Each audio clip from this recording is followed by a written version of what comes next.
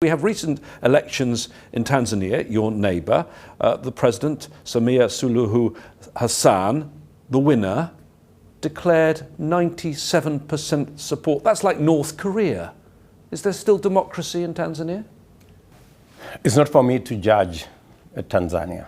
It is... It seems a bit fishy, 97%, doesn't it?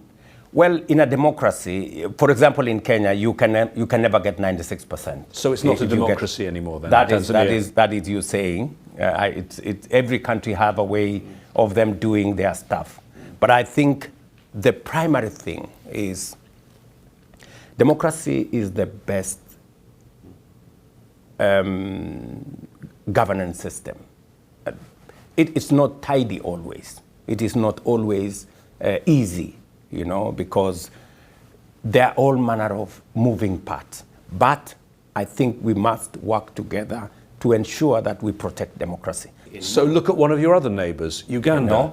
So I think we should stick to democracy, and we must always give ourselves the opportunity to listen to the alternative view, to look at the alternative without injecting violence into the equation. So look at one of your other neighbours, yes. Uganda. Elections coming up very soon. President Museveni has been there for nearly 4 decades, and there were real questions about whether there were free and fair elections last time. His opponent, Bobby Wine, was under effective house arrest. How worried are you about those elections and whether they're going to be free and fair? Because this affects the climate of the whole region, does it not? I attended President Museveni's swearing in last election, and I think he got 57% of the vote. He didn't get 90.